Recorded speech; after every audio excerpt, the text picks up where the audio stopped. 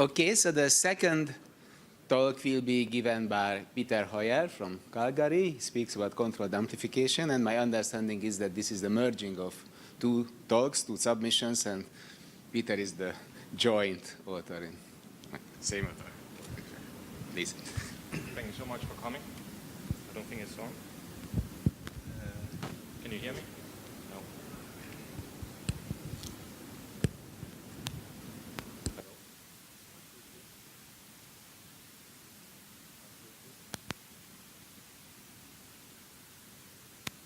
I don't have the sound.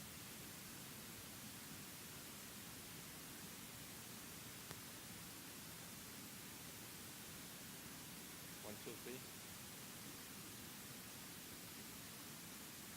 1, 2, 3. 1, 2, 3.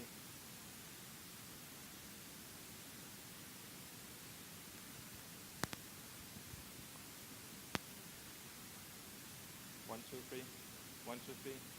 Is the sound now?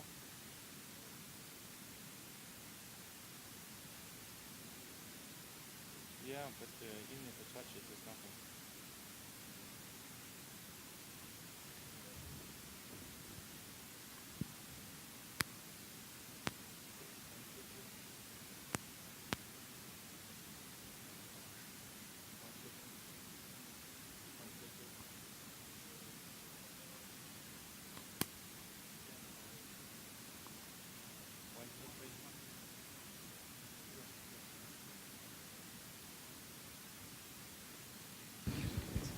One, two, three.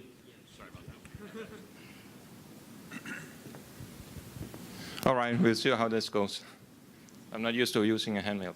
Okay, thanks for coming. I would like to talk about quantum amplification, amplification of success probability of algorithms. And I'd like to present work based on two papers, one with Kathleen Dorotaro and one with Moji Komedi. I'd like to give you five algorithms for searching. And there are really three known concepts about searching: quantum search, amplitude amplification, and quantum walks. And I'd like to talk about all of those concepts. There's a general concept about amplification of amplitude, amplification of success probabilities. And I call it quantum controlled amplification. Okay, so I'm going to explain what I'm talking about in terms of walks, but it applies more broadly.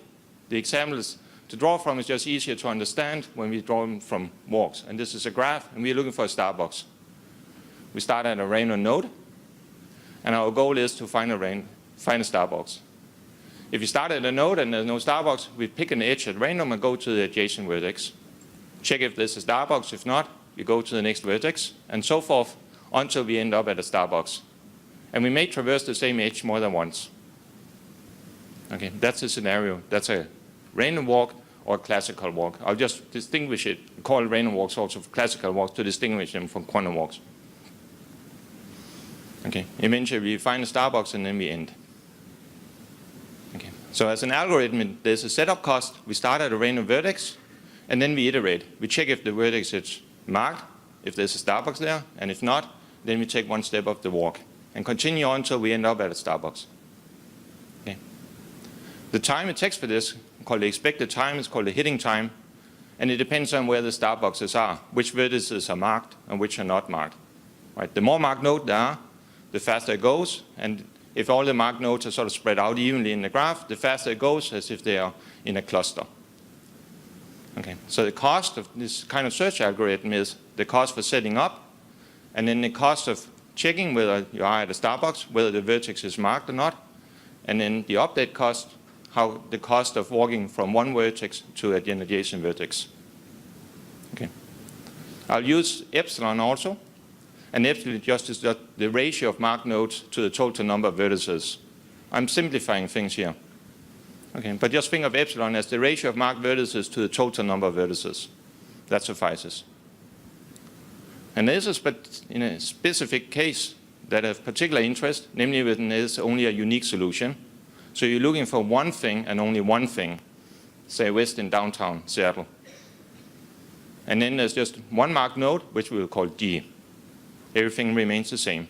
And now epsilon is just 1 over the total number of vertices. Okay. You may think of this here as a random walk, but it's in general. I mean, this here holds more broadly. Okay. Now what we want is, of course, to have a quantum analog of this here. This is a random walk, or think of it as a classical walk. It's something classical. And now we want a quantum version of it.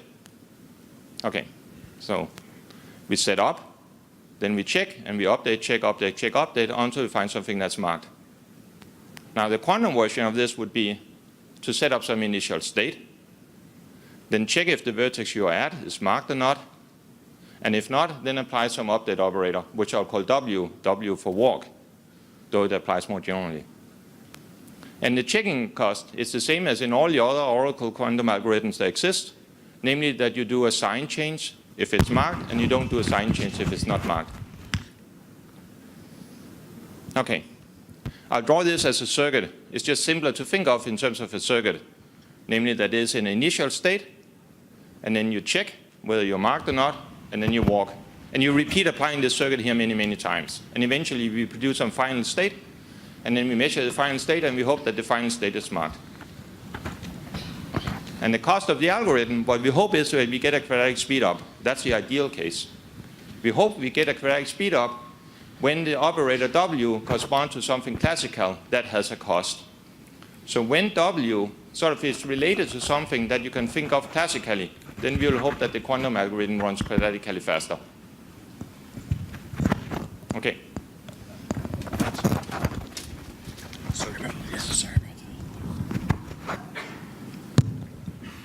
Oh, thanks. Thank you. Okay, can you hear me? Is it good? Good, thank you. So there are really 5 techniques known for searching, namely Segedin's algorithm, amplitude amplification, phase estimation. You can hear me, right? Phase estimation, interpolated walk, and walks designed specifically for state transitive graphs, which include the grid. Okay. Segedin's algorithm runs in quadratically faster than the classical random walk, but it doesn't find. So you'll know by the end of the day, yes, there is a Starbucks in Seattle, but I can't tell you where it is. Okay. It detects, yes, there is a Starbucks, but you don't find one. Okay. There are 3 algorithms that finds, and they are incomparable. So you'll pick which one of these 3 algorithms to apply depending on the application. Right. They are incomparable in their runtimes or in their cost. And it depends on how this number h here, which is called the hitting time, relate to 2 other quantities. Epsilon we talked about, the ratio of marked to unmarked to total number of vertices, and some quantity called delta. Okay. Now the interpolated walk is a more general set of walks that apply to a large class of random walks, which in particular includes state transitive graphs. So there is a specific type of walk that you can apply to grids and state transitive graphs, but that is included also in the interpolated walk that applies more broadly. Okay. So the 3 general techniques that there are for finding are really these 3 incomparable algorithms. I'm going to give you 3 algorithms. And this is for a uniquely marked element. So there's one location that we are going to find, and for that scenario, I'm going to give you 3 algorithms. The first is control amplification. And control amplification has a quadratic speed up, and it finds. So it's just like Segedin algorithm, quadratic speed up, but also finds. Okay?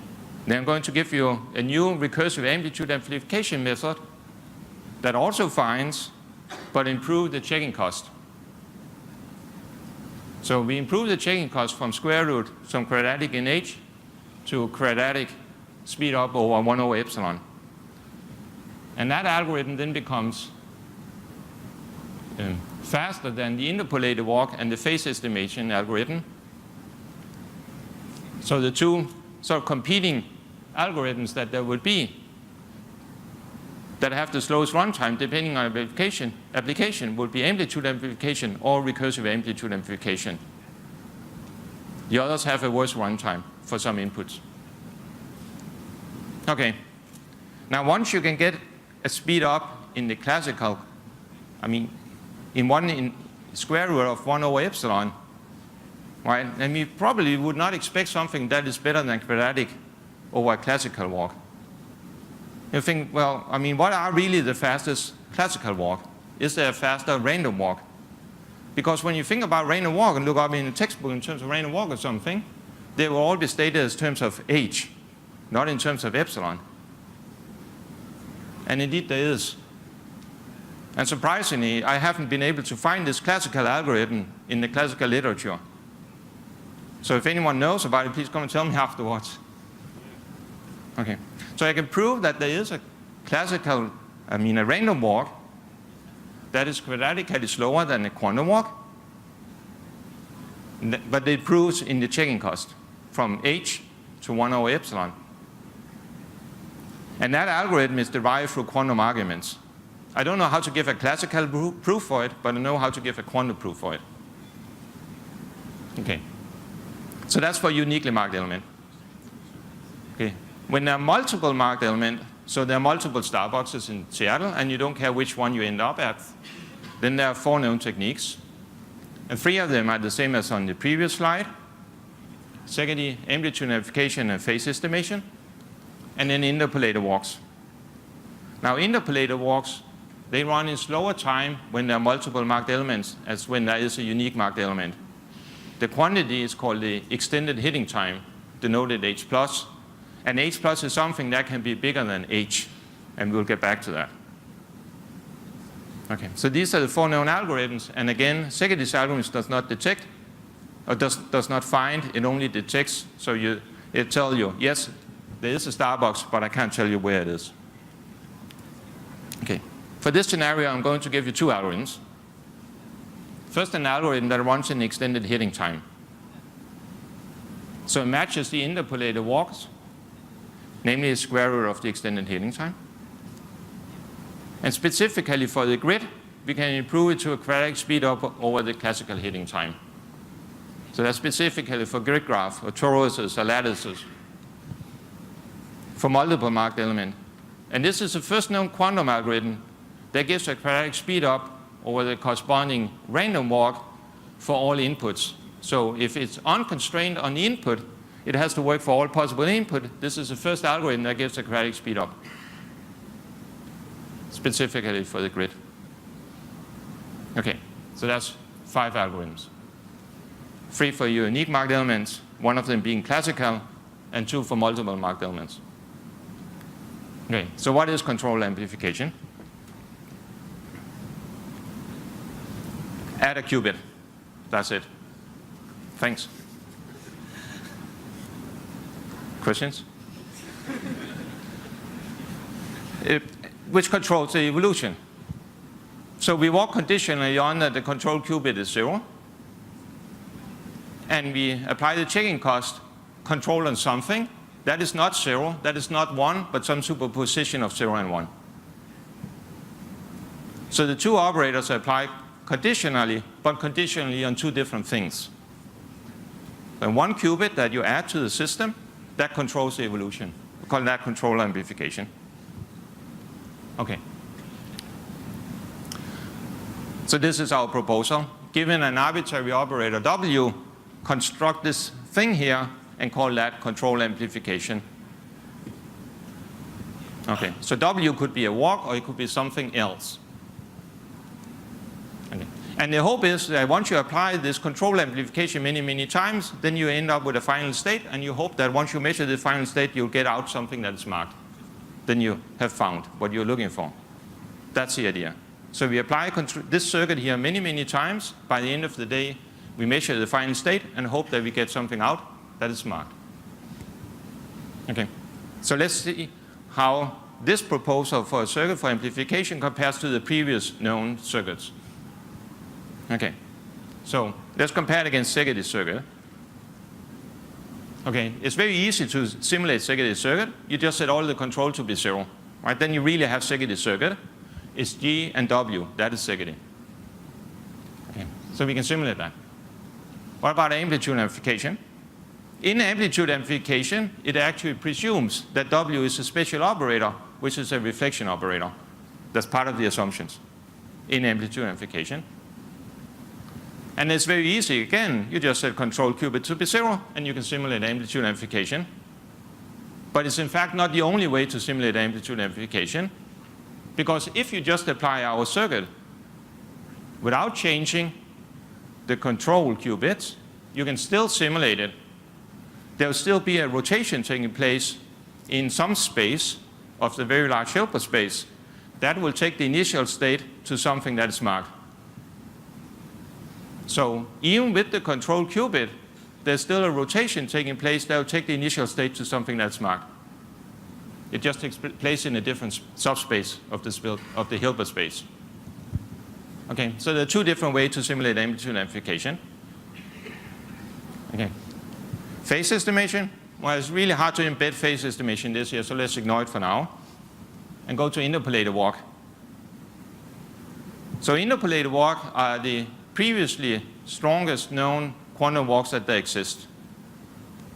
And for that, we can embed them into our circuit. There is an embedding, an isometry, a unitary, E, that will take any interpolated walk and embed it into our circuit. So whatever interpolated walk can do, our circuit can do as well, through this embedding. And this is a computationally efficient embedding. Okay, a nice thing about this embedding is that once you keep replying our circuit many, many times, then you don't need to unembed and then re-embed again throughout the computation, because once you apply this circuit here twice and stuff them together, the two E's in the middle, they cancel out. So you only need to do the embedding at the very beginning of the algorithm and the unembedding at the very end of the computation. And even those are very easy to do. So this here implies that we can simulate the interpolated walks as well. Okay. We can also simulate state transitive walks. There's another embedding we can apply just in the control qubit that will do it. So the net effect is that this circuit here can simulate all of the previous general proposal for quantum walks, except potentially for phase estimation, which we'll get to. Okay. Okay. So now I sort of argued that we have a new framework in which we can apply quantum amplification, that we can apply amplification, and it sort of encapsulates previous general proposal for amplification. And now I'm going to discuss the cost of this general scheme for amplifying. Okay? So it'll be a little bit technical here for a sec. Okay. So when you have arbitrary operator W's, there are some rotation taking place. These are real value operators. They correspond somehow to rotation, but they're rotation many, many places in the Hilbert space. So let's think of an 8-dimensional Hilbert space, and this 8-dimensional Hilbert space is divided up into 4 subspaces, each of which effect a rotation. And the rotation takes place with different speed inside these 4 subspaces. So in the first subspace, it rotates with some angle phi1 and so forth. And you want this rotational phase here to be very, very fast. You want big angles. Then it's fast. The cost in terms of amplitude amplification and these rotation techniques is 1 over the phase. So the third subspace is very expensive. The fourth subspace is very cheap. Okay. Now, when you have a vector, it sort of divides into these 4 disjoint rotational subspaces. So you have an input vector psi, and it sort of decomposes into these 4 distinct 2-dimensional subspaces. And each one of them has a different cost. So now what you can do is that you can just sort of compute the average cost and say, how much would it cost to rotate in the first subspace, the second subspace, and so forth, and average this out. So the alphas are the amplitude, and the alpha squares are probabilities. So now the cost function is sort of an average over these 4 subspaces given an input vector psi.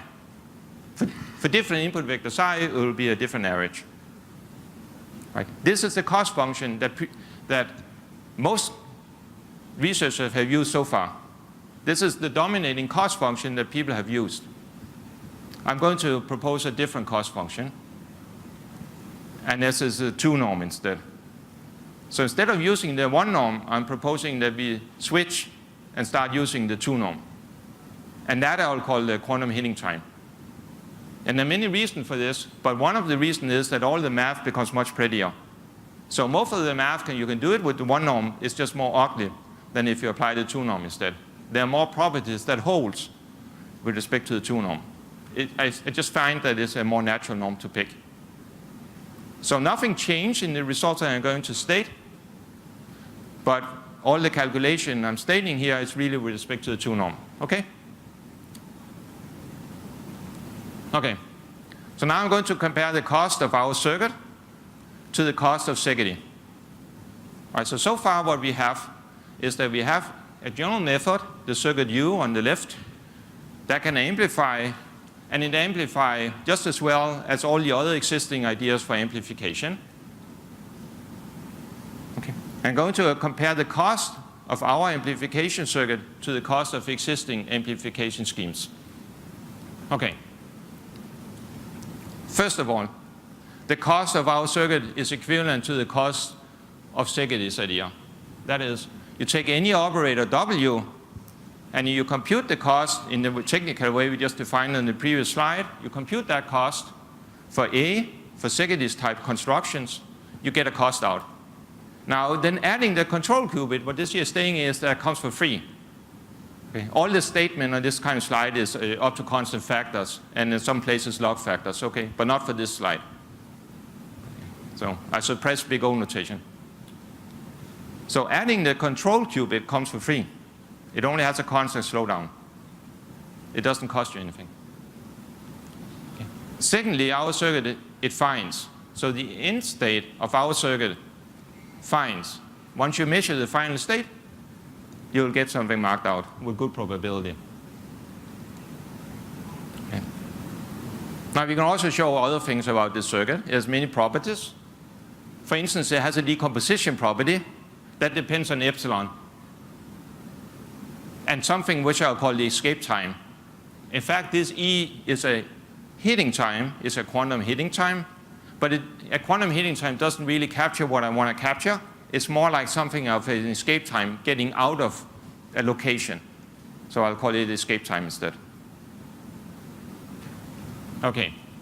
Now the first two statements said that the circuit, the cost of U is the same as the cost of A.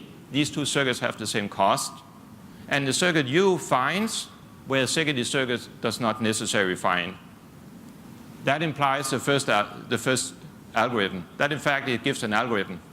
Namely that you have a circuit U that finds where Szegedy's algorithm only detects. So Szegedy's algorithm tells you that there exists something, our circuit finds it. Okay, that's for a unique marked element. Okay, so now for control amplification when there are multiple marked elements. Okay, we have similar statements. So the circuit will produce something that is marked, and it will do it in a similar decomposition theorems, 1 over epsilon times the escape time, but the escape time, in fact, we can prove is related to the extended heating time.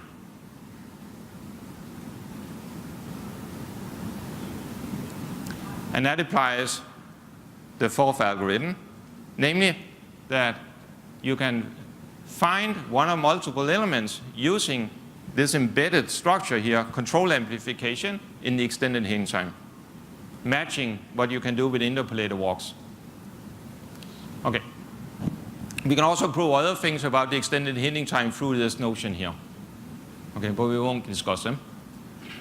Okay. In particular, there is a decomposition theorem for unique marked elements. It's 1 over epsilon, so 1 over the number of vertices times the escape time. And using that, we can come up with a new classical random walk. Right? Because you have the escape time, which is isolated from 1 over epsilon. And then using back and forth duality, using properties about Szegedy's duality, going back and forth between random and classical, we can deduce something about a classical walk. So we start with a classical walk, we apply Szegedy's correspondence, get something about quantum, argue something about the quantum side, and then go back to the classical part. Okay, with some additional technicalities and so on, what we end up with is a classical walk. And the classical walk is as follows. You're walking around in Seattle, you want to find a Starbucks. This is for multiple for a unique marked element. So let's say Western. You're looking for Western. And normally what you'll do is you get to an intersection, you look, is this Western here? No, you go to another intersection, is this Western? No, and so forth. Okay. The classical algorithm here, what that corresponds to is that you start here at an intersection, you look, is Western here? No. And then you walk 10 blocks, and then you look up, is Western here? Then you walk another 10 blocks and say, is Western here? So you don't look at every intersection, you only look occasionally whether you are at Western.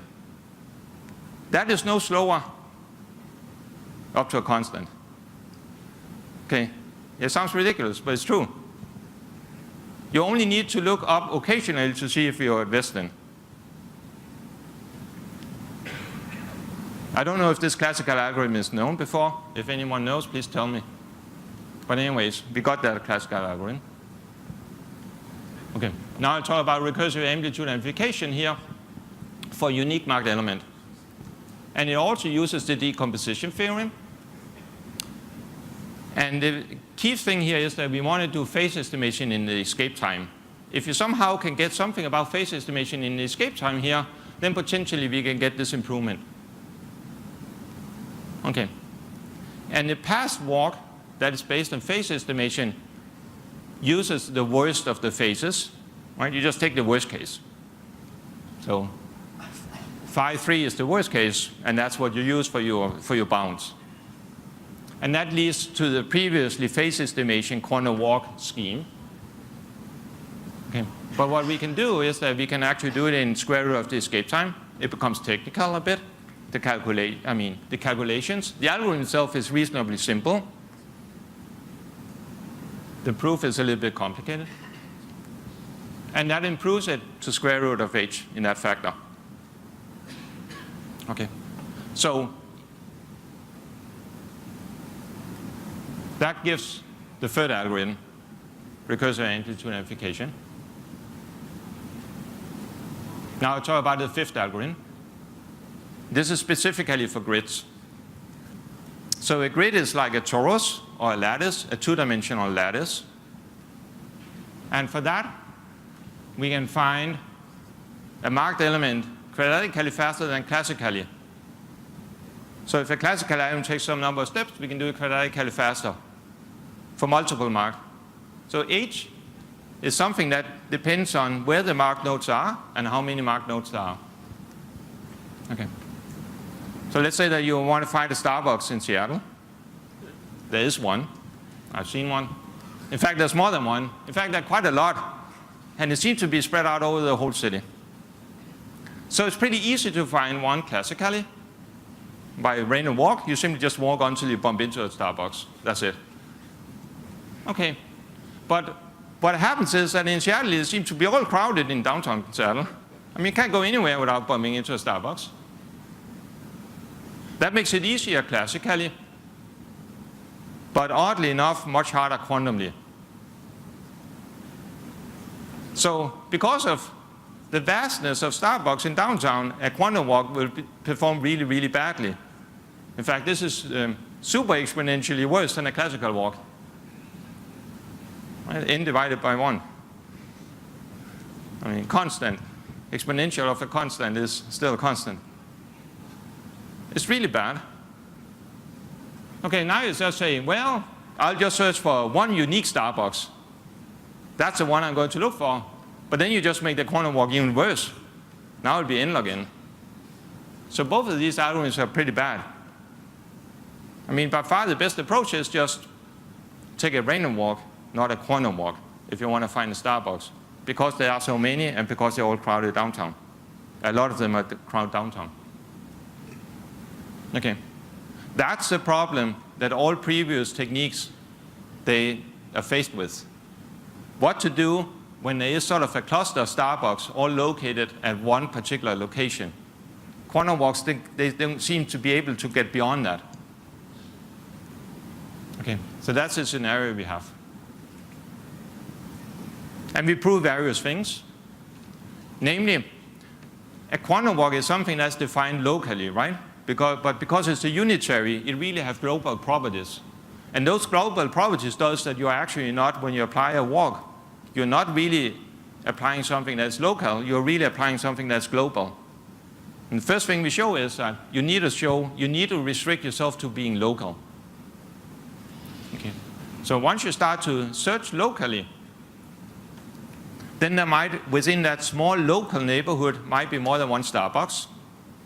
But we can that's okay, because we have properties about the extended heating time that shows that if you search in a small local neighborhood where there are potentially more than one Starbucks, that's no worse than if there's only been one Starbucks in that local neighborhood. So with those two lemmas and some work, we can find one of those within that local neighborhood here quadratically faster than classically. Okay. And again, this is the first quantum algorithm that exists that gives a quadratic speed up over the corresponding random walk when there are multiple marked elements if you don't have any constraints on the input sizes. There are other algorithms that gave it before with conditions on the inputs. This is unconstrained. Okay, so that gives the fifth algorithm. Okay, so I'm giving you 5 algorithms, a general scheme for doing controlled amplification. You take an arbitrary operator W, a real value, it has some mild constraints on it, which is used in amplitude amplification, phase estimation, quantum walks, and so on, and you control that evolution. That we call control amplification. We show various mathematical properties about those, what they satisfy, what the costs are, how they relate to previous circuit, that they can simulate previous circuits and previous ideas. And through the various mathematical properties, they have many and they're beautiful, we can derive many algorithms. And these are 5 algorithms where one can derive. 3 for unique marked elements, one of which is classical, and 2 for multiple marked elements. And as byproduct, we get various properties, including improved upper bounds on the extended heating time. Yeah. And that's it. Thank you so much.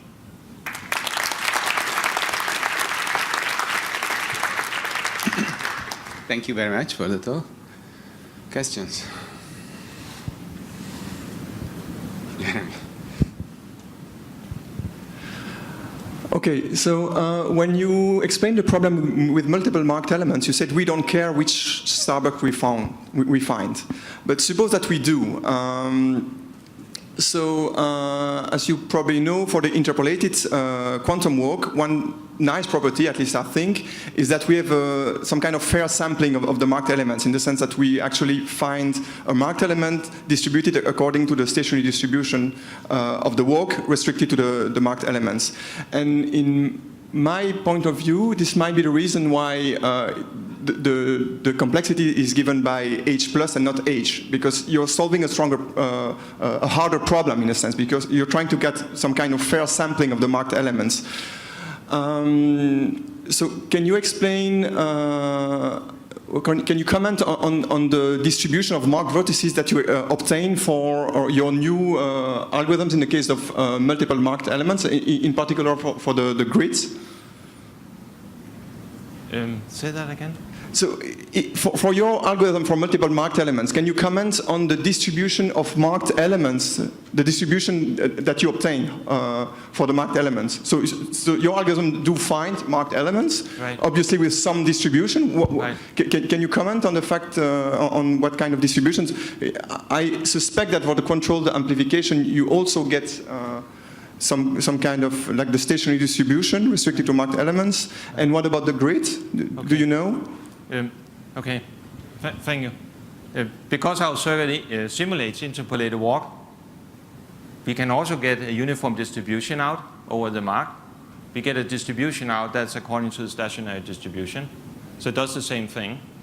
Whereas an interpolated walk, so that we, okay. Specifically for the grid, we haven't considered whether you get uniform over the total stationary distribution. Within each subgrid, we get uniform out.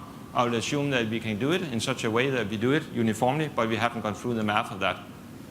So currently, I would just say, I don't know what that distribution is. We haven't looked at it. But thanks for the suggestion to take a look at it. Yeah, I was asking this also because if you look at the classical algorithm in case of the grid, also suppose you have this problem that you have a whole grid of, like a whole Exactly. area of marked elements. Also the classical algorithm will get stuck at the border of this area and will not give a fair sampling. And that might be the reason why you get H and not H+. But if you wanted to have a fair sampling, maybe even in the classical case, you would have a cost of H+. So that's something I was wondering about. And That was a great question. Great question. Okay. Some other great questions, please.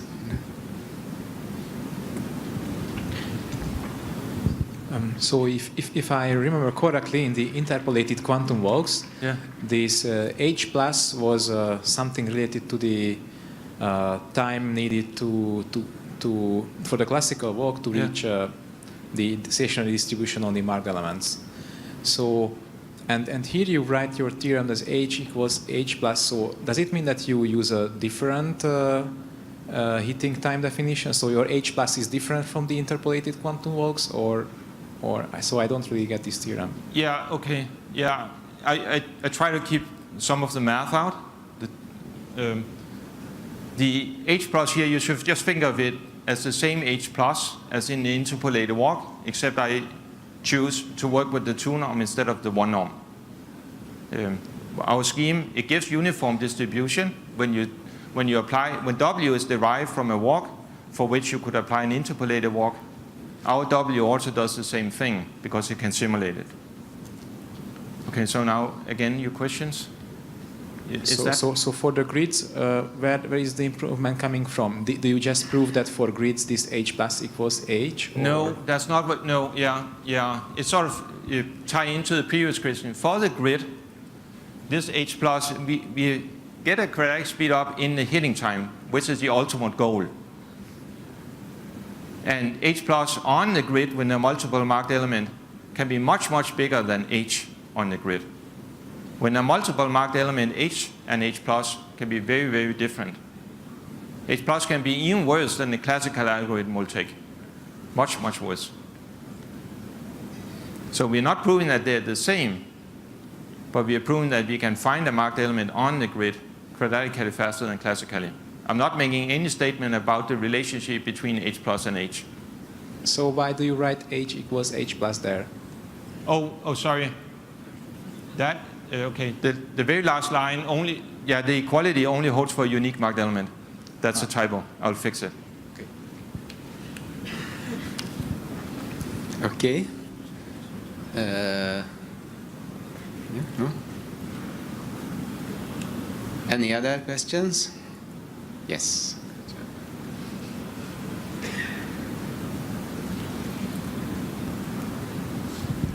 Thank you. Are you obtaining a fixed point search algorithm, or are you able to do that using your techniques? We haven't looked at it, but it's a good question. Okay. Okay. Other questions? So, if not, then I try to make up about my forgetting the last time giving out the T-shirts. And it was a merging of 2 talks. Peter gets 2 T-shirts, and thanks for the speakers.